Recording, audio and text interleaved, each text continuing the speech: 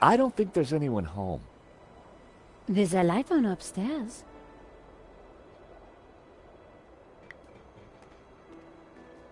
It was Hobbs's mailbox. There was a note hanging out. For a second, I debated the morality of mail snooping. It was a short debate, and I won.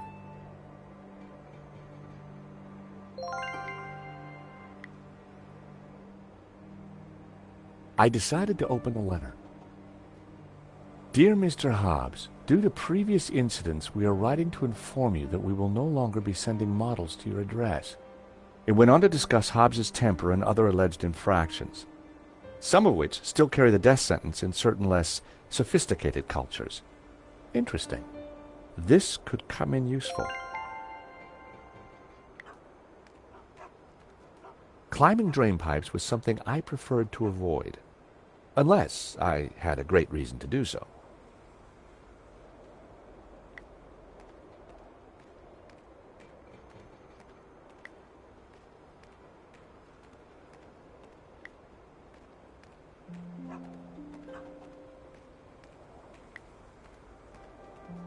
The large dumpster was full of garbage.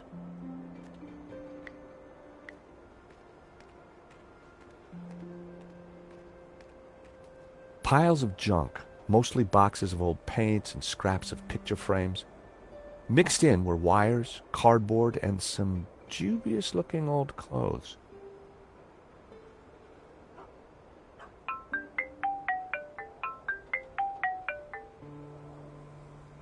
George Stobart. Ah, Monsieur Stobart. I trust you have obeyed my instructions not to leave Paris. Of course, Inspector. Good. You clearly know which side your cookie is buttered. Now, I require your presence tomorrow at the murder scene for a reconstruction. I see. 12 o'clock sharp, monsieur. Or, as you would say, high noon. Sure. Any failure to comply, and I shall have you extraordinarily rendered. Have a nice day now. And you.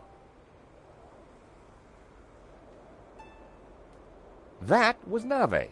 We're required back at the gallery tomorrow for a crime scene reconstruction. Let me guess. Non-attendance is a criminal offense? You got it.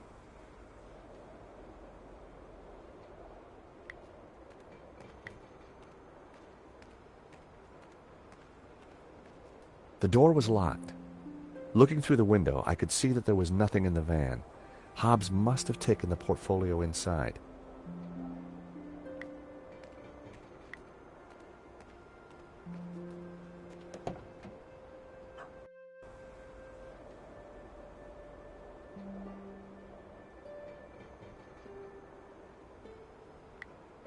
Slasha.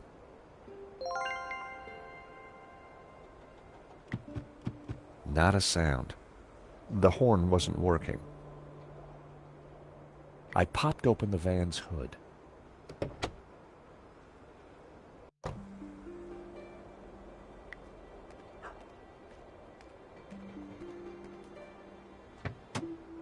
The engine was held together by rust and dirt. Everything was covered in a sticky film of dirty black oil. Half the wiring wasn't connected to anything. It was clear why the horn hadn't made a noise. Neither hornpipe was connected to either the battery or the cab. A bundle of wires came into the engine bay from the dashboard. Many of the wires seemed to lead nowhere. It was one of two horns in the van. It didn't seem to be connected to anything else under the hood. Two wires hung loose from it.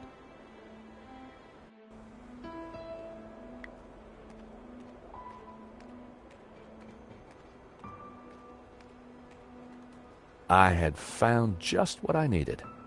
Two lengths of wire.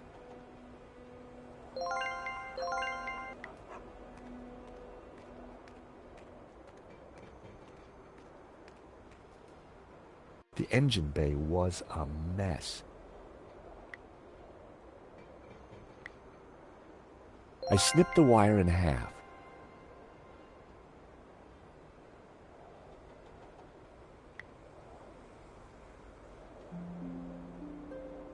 I connected the wires from the cab to the horn.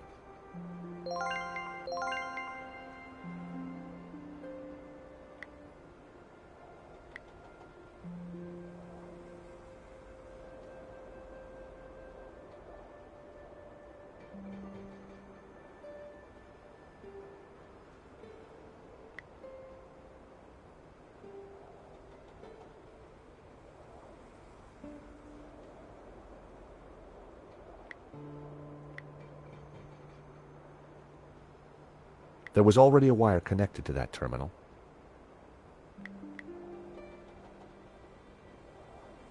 I needed a better idea.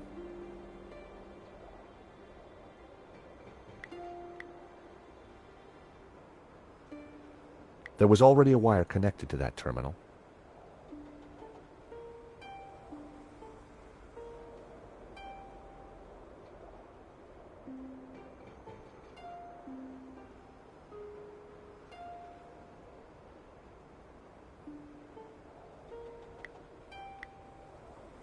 That was never going to happen.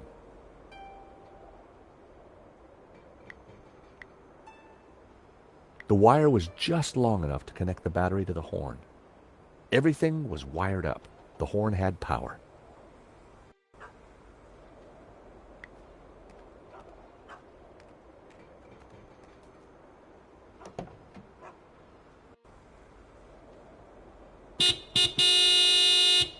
I figured that should get Hobbs' attention.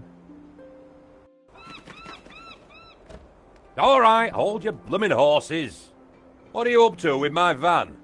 Hello there. We fixed your horn. So I hear. Now what are you doing in my yard?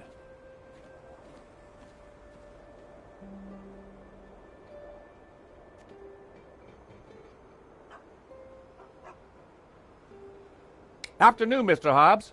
We're from the model agency. About bloomin' time. I'm on a deadline. You better come up.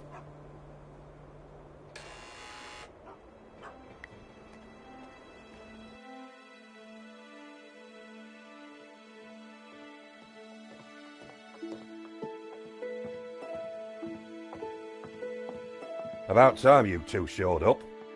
Hello, Mr. Hobbs. I was just wondering if... Can it, Goldilocks? I don't have time for chit-chat. Just get undressed behind that screen. Undressed? That was the deal. An extra 20 quid because I need you with your kit off. The studio was freezing. And as for you, darling, no need to get undressed. I've got a vivid imagination, so I'll just use that. Either way, just go sit over there on that rug and give me your best Belle Epoque floozy.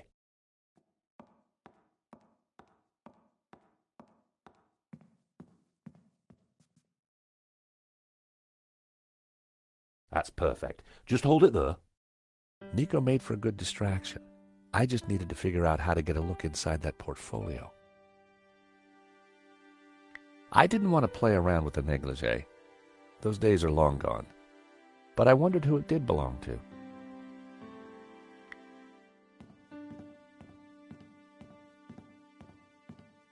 Lady Piermont!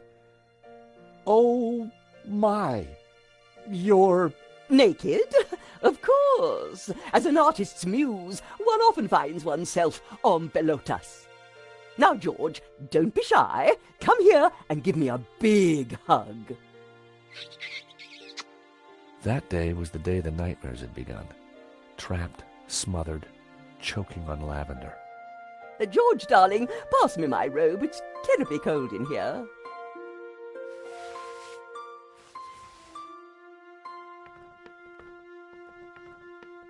Oi, what are you doing with a bloomin' robe on? God help me, but you're supposed to be naked. I've got a deadline to meet. Well, you won't be meeting any deadlines with manners like that. And besides, it's freezing in here.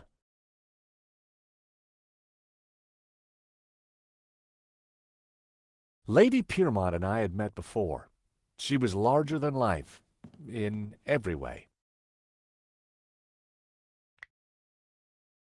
Lady Piermont. Oh, George, be a darling and sort the heating out in here. I'll see what I can do.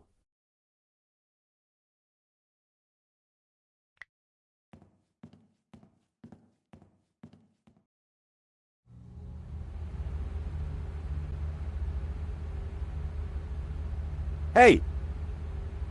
Leave that dial alone. Sorry, but Lady Piermont is cold. I thought... Look, pal, I know it's brass monkeys in here, but the wiring in this building is ancient, and the fuse box won't take it. Her Majesty will just have to get used to chapel hat pegs. Lady Piermont, Mr. Hobbs won't let me turn up the heating. Well, we'll soon see about that. Oh, crumbs. If you do not adjust the heating, I shall refuse to cooperate. Lady Piermont, it's the circuits. They won't take the strain. You know what old buildings are like. In which case, I see no reason for this session to continue. Whoa, Lady Piermont, let's not be too hasty. I'm sure I can accommodate your needs. Good. Perhaps you can start by letting George here turn up the heating. Oh, go ahead then, but be careful. The power in here is temperamental.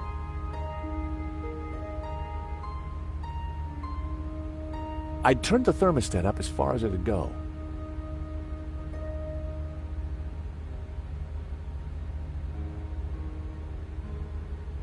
I wondered if the suspicious wiring could be used to my advantage. Hobbs was the very picture of the booze-soaked artist. It was an empty whiskey glass.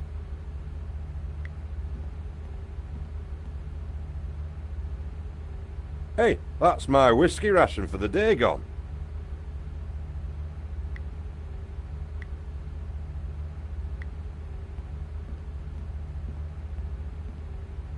How about a top-up, Mr. Hobbs? Oh, don't mind if I do.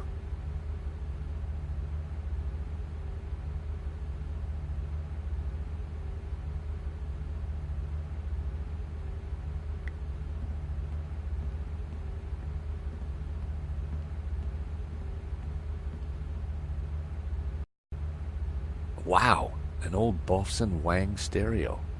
I hadn't seen one of those for years. Hobbs seemed to have a thing for 70s psychedelic jams. The record had stopped. It was Jasmine Breeze by the Hairy Lobsters.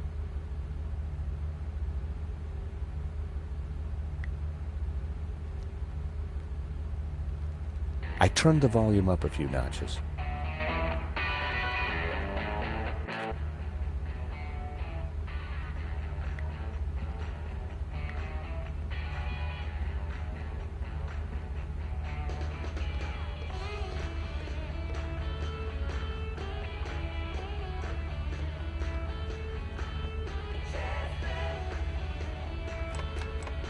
It was locked. I wondered what was behind the door.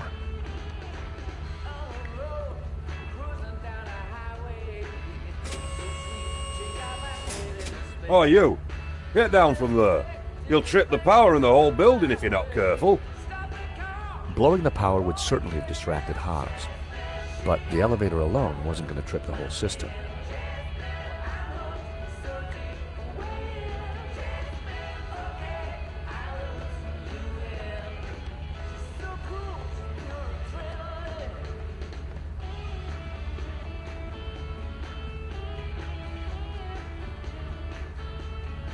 A word, if I may, Lady Piermont. For you, George, I'm all ears. How can I help? Lady Piermont, we need your help. How thrilling! What do you need? Subterfuge? Leisure domain? Actually, I just need you to step onto that lift behind you. Oh, but of course.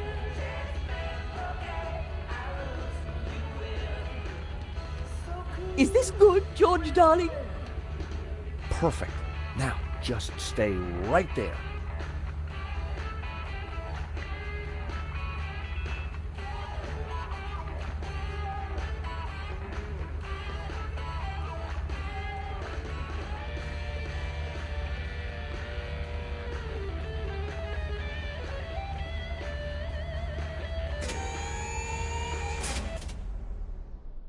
Oh, not again.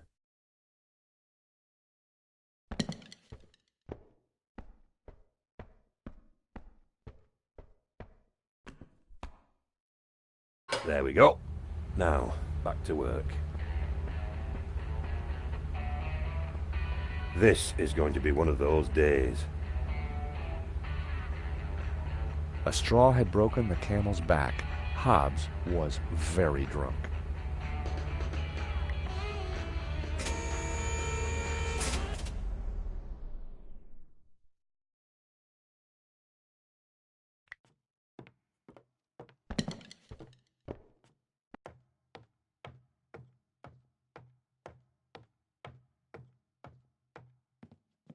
Now was my chance.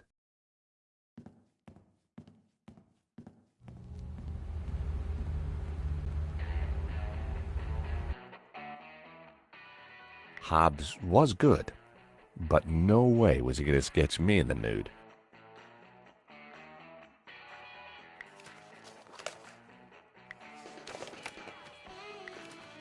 Well, it wasn't La Malediccio, but it did appear to be a study for an element of the painting, the Ouroboros. There was something different about the image in the center.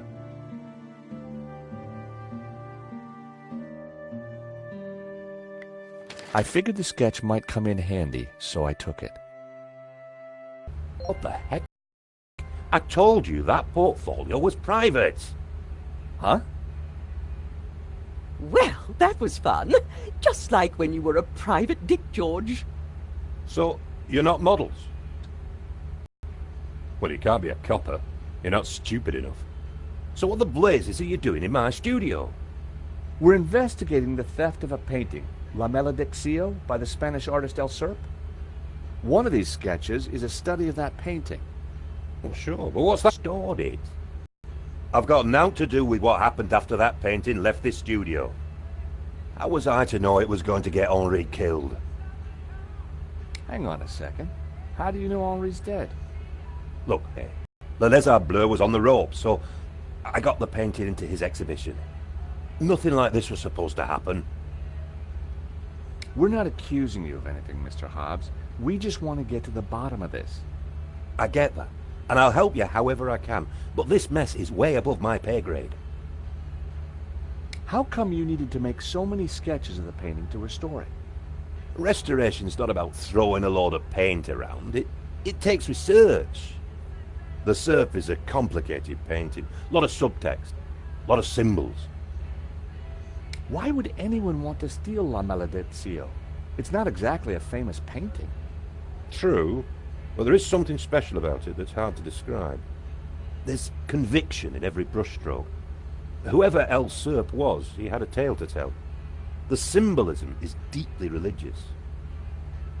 We have reason to believe that Madovsky is mixed up in the theft of La Malediccio. Eh?